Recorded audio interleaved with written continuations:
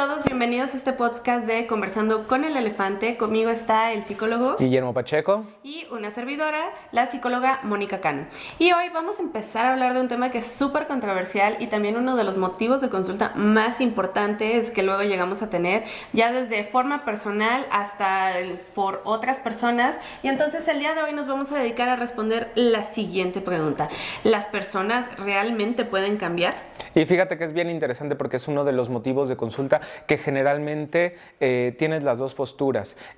Tanto la persona que dice, oye, mi pareja de verdad puede cambiar, mis papás, etcétera, o tienes a la otra persona que dice, me están pidiendo cambiar y yo no debería cambiar. Entonces, es bien interesante en ese sentido porque justamente no solamente está como que la disyuntiva o la pregunta de si la gente debería cambiar o si puede cambiar, sino también incluso desde las razones o motivantes detrás de ello. Y es bien complejo en ese sentido, porque justamente como que tiene demasiadas aristas este tema en específico, que como tal la intención el día de hoy es ir resolviendo estas dudas y sobre todo poner algunos puntos sobre las IES sobre si la gente de verdad debería y puede cambiar. Y justamente es para donde vamos a ir el día de hoy. Exactamente. Y aquí vamos a empezar a la inversa. Para comenzar, yo les diría desde mi perspectiva, y ahorita lo vamos a fundamentar, literalmente, justifícame tu respuesta, sí lo voy a hacer. Respondiendo a la pregunta, yo les diría sí pueden cambiar.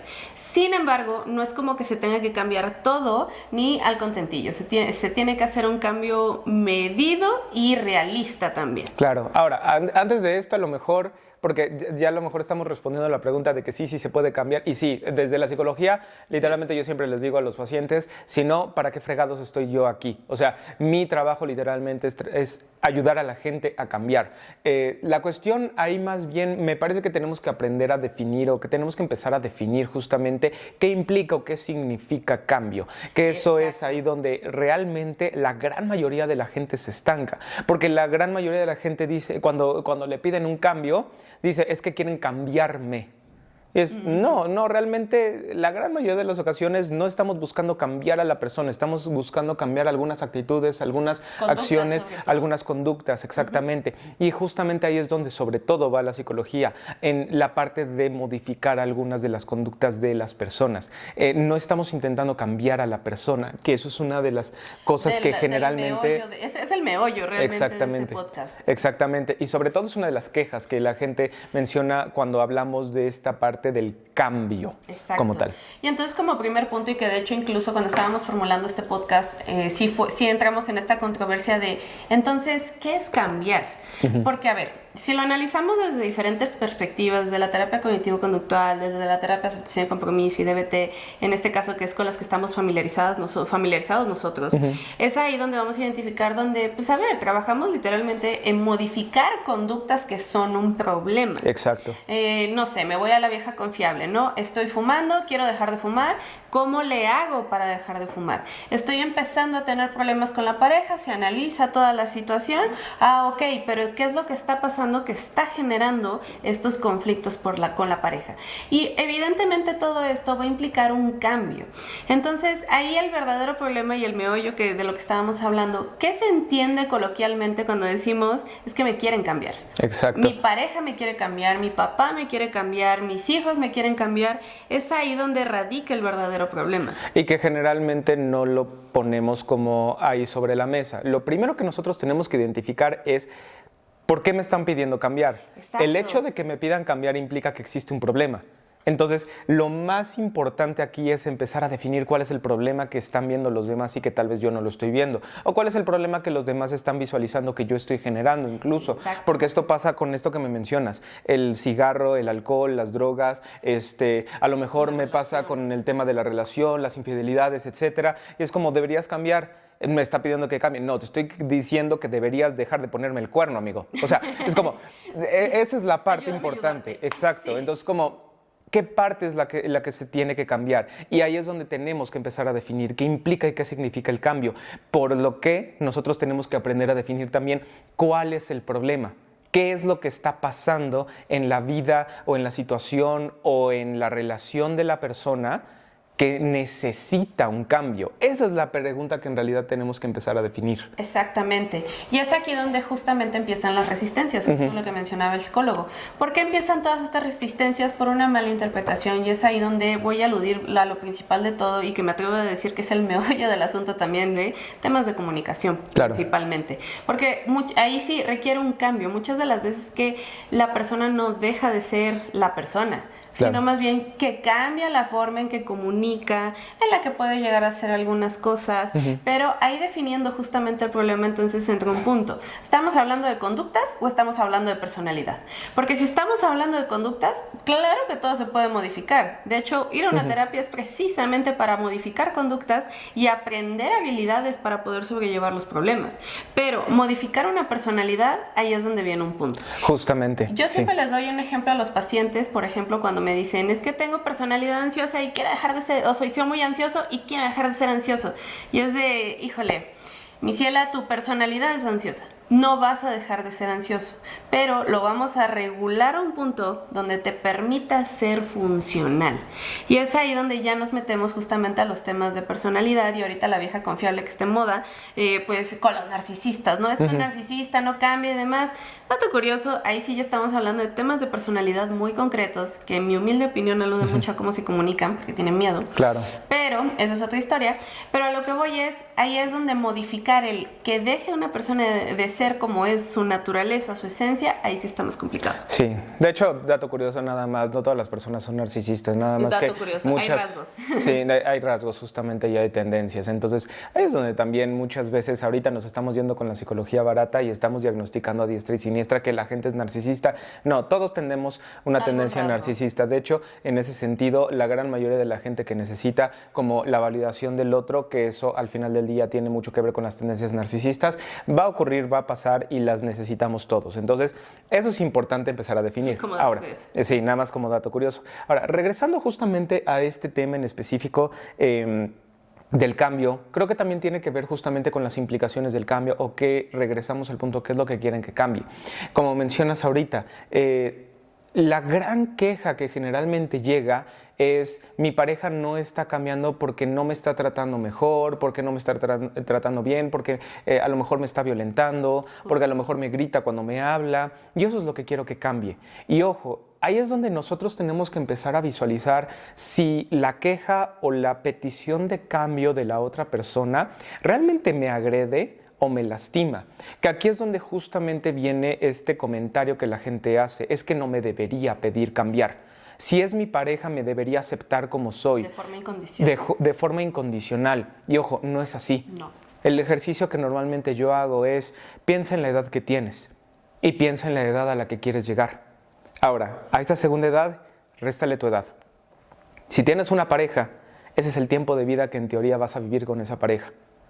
No es justo que por lo menos durante todo ese tiempo algún cambio te pida esa persona. O algún cambio tú le puedas pedir a esa persona.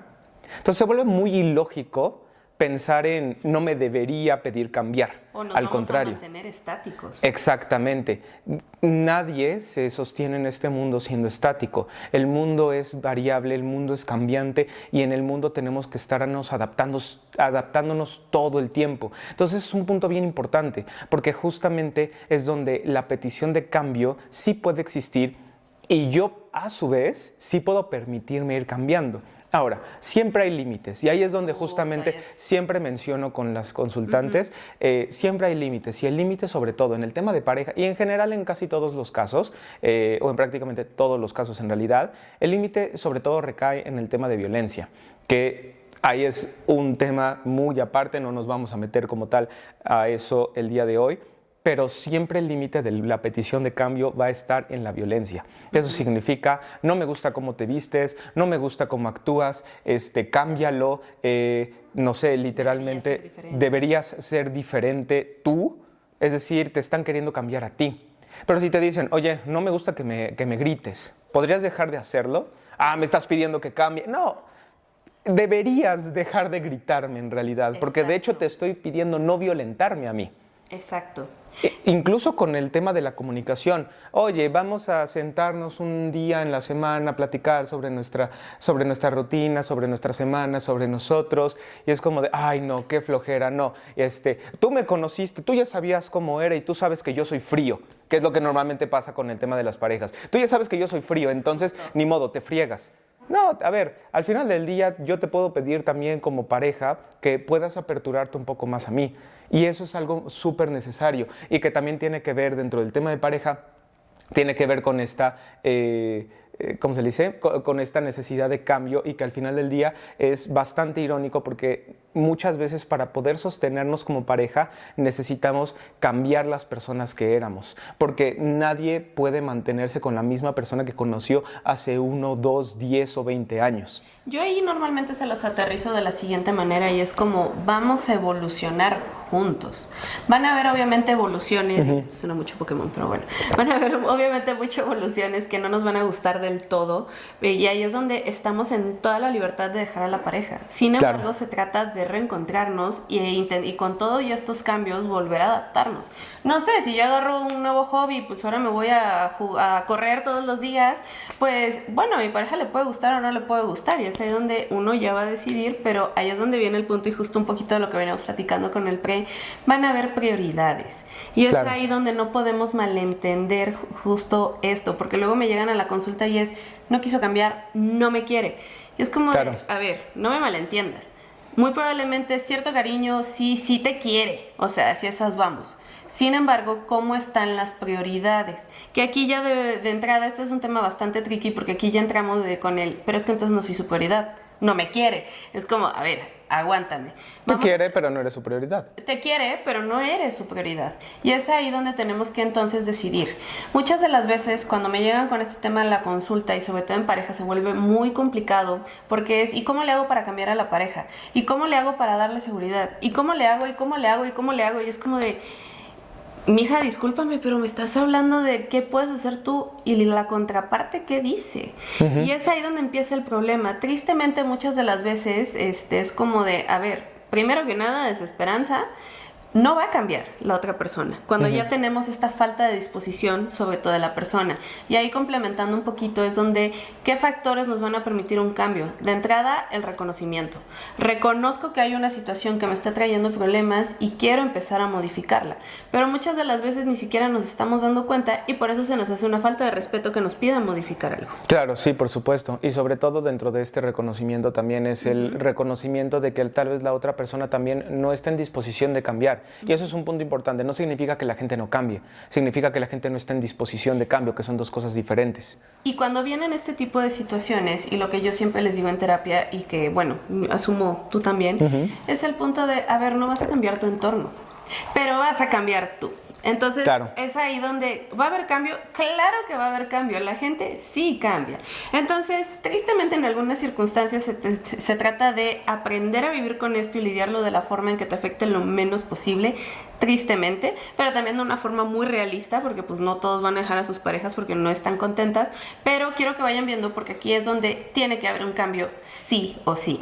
Quizá no de la persona que estamos esperando, pero esto alude mucho a las terapias de tercera generación. Claro. Ahí sí, donde es como, acepto esta parte que no me gusta, pero ¿qué voy a hacer yo para sobrellevar este malestar? Lo que siempre les digo de la terapia de aceptación y compromiso. Y entonces yo me comprometo al cambio, precisamente, pero de mi parte, lo único que sí puedo controlar, porque incluso luego me llegan mensajes de, es que, ¿cómo le hago para que cambie mi papá, para que esto, para que aquello? Es como de, ¿y por qué él tendría que cambiar de opinión? Él es él. Claro. ¿Tú y que cómo puedes manejar la situación? Perdón. Sí, y sobre todo ahí es justamente ese equilibrio que muchas veces tenemos que ir haciendo entre aceptar que hay condiciones que no se pueden modificar y también comprender que sí hay elementos de cambio y que justamente lo primero que nos ocurre cuando nosotros tenemos una dificultad, y es una cuestión humana, es que lo primero que queremos hacer es cambiar el contexto. Nos asaltan, por ejemplo, y ¿por qué tuve que nacer en México, en Latinoamérica? O me dicen algo mis papás, ¿y por qué no pude tener mejores padres? O nos pasa algo con la pareja y es, ¿por qué no pude escoger una mejor pareja? Lo primero que queremos hacer siempre cuando hay un conflicto es cambiar el contexto. Y ojo, esto es un tema terapéutico que siempre tenemos que tomar a consideración. Todos nosotros podemos ser tan habilidosos o podemos ser tan buenos como quieras y aún así siempre vamos a depender del contexto. El contexto siempre va a poder más. Piensa en cuando sales a la calle. Sales a la calle y las calles ya están hechas, los edificios ya están creados, los semáforos ya están puestos, el contexto existe, ya está determinado en muchas ocasiones. Y cuando este se va a modificar es porque hemos creado suficiente movilización en nuestro entorno como para modificar este. Ahora, traspasemos esto, traslademos esto a situaciones de índole personal. Y lo mismo ocurre con la pareja, con los padres. No significa que yo, conforme llegue y haga mi queja, entonces mis papás inmediatamente tienen que cambiar. No. Significa que yo puedo llegar a decirles, esto me molesta, esto no me agrada y me gustaría que pudieran modificar esto para que nuestra relación mejore. Ahora, ahí es donde viene el siguiente factor de convencimiento del cambio. Yo tengo que ir convenciendo a mis papás o a mi pareja de por qué esto nos beneficia, de por qué cambiar nos beneficia, por qué que me dejes de gritar nos beneficia, por qué que dejes de irte con otras mujeres o con otros hombres beneficia la relación. Y ahí es donde viene lo que mencionabas hace rato, jerarquía y priorización. Es donde dentro de esta petición y dentro de revisión de cambio, el otro va a ir identificando dentro de mi jerarquía de prioridades, esto está suficientemente arriba como para decir, ¿tengo que cambiar? Entonces, eso es importantísimo, porque justamente lo que nosotros tenemos que ir tomando a consideración es esto, es dentro de la jerarquía de prioridades del otro y de uno, ¿por qué yo debería cambiar? Y ahí es donde viene el siguiente factor, el miedo también a que el otro haga el cambio, que es la contraparte que nosotros normalmente también nos toca ver. Me ha tocado textualmente en terapia muchas veces que llegan pacientes nuevos, mujeres o hombres, y siempre me dicen, es que a mi pareja le da miedo que venga a terapia, porque le da miedo que cambie. Y es ahí donde viene la contraparte, justamente, porque muchas veces le tememos al cambio. ¿Sí? Aquí lo estamos viendo de si cambia la otra persona, pero justamente quiero que lo vayan interiorizando de cuando también nos toca cambiar a nosotros, nos da terror. De hecho, cuando se los planteo y de hecho en terapia yo se los digo, yo no voy a tener a tus papás, a tu pareja, al amigo con el conflicto aquí en sesión, te voy a tener a ti. El que va a cambiar vas a ser tú. Entonces, cuando viene esta parte sí se quedan así como de, ¿cómo? Sí. Y curiosamente, al mismo tiempo de que uno es el que viene a terapia y uno es el que viene a sesión, curiosamente, el hecho de uno empezar a cambiar igualmente empieza a movilizar el entorno. Exacto. Eso es importante. Y sobre todo los cambios no van a ser como de todos van a cambiar y ahora nos vamos a agarrar de las manos y todos vamos a cantar felices. No, van a ser pequeños cambios en específico.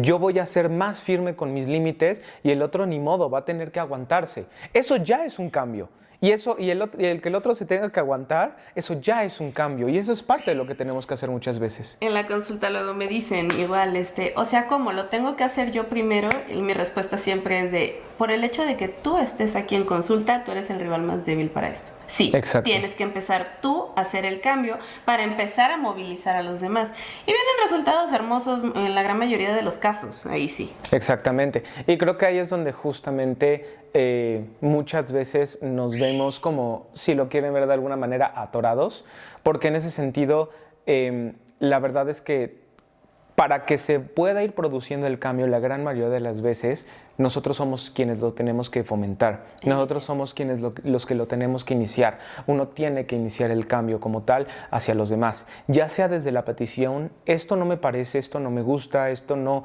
está chido para mí, o ya sea desde, oye, vi que esto no te gustó, vi que esto no te agradó, entonces voy a empezar a modificarlo. Y ojo, regresamos al punto. Cuando nosotros tenemos que hacer modificaciones, ya sea en el entorno, ya sea con la comunicación, ya sea en la relación, es porque estamos notando que existe dificultades o problemas o conflictos. Exacto. Entonces eso es importante, porque no le vamos a pedir a la gente cambiar simplemente porque sí, sino porque la forma en la que está interactuando, en la que está actuando en este momento es problemática, está generando algún tipo de problema. Entonces es parte de lo que tenemos que tomar a consideración. Y Y, perdón, ¿ibas a mencionar algo? Justo lo que platicábamos de lo de la pareja, de me da miedo que mi pareja vaya a terapia, es ahí donde, ¿por qué les da miedo? Porque entonces es adaptarnos a algo desconocido. Y esto ya por sí solo nos hace cortocircuito, porque entonces la pareja va a empezar a plantear situaciones que antes no planteaba, y entonces a la contraparte le toca adaptarse, lo cual también implica un cambio para él. Sin embargo, es bien chistoso, porque todo esto resulta benéfico, porque, pues, a ver, es en pro de las personas. Es en pro del paciente, es en pro de la relación. Sin embargo, ahí es ahí donde vienen los problemas porque nos gusta esta comodidad. Sí. Como mero dato curioso, de hecho existe una teoría que justamente habla del cambio, los estadios del cambio de Prochaska, donde habla de varias etapas. La primera etapa va a ser la precontemplación, donde ni siquiera me doy cuenta que hay un problema. Posteriormente, la contemplación de, ay, ya lo voy visualizando, por ejemplo, con el ejercicio. Ay, como que estaría chido, pero todavía no lo hago. De ahí me voy a la acción, donde ya empiezo a hacer ejercicio, etapa de mantenimiento, donde ya esto se empieza a volver hábito, y por último es ahí donde tenemos recaída.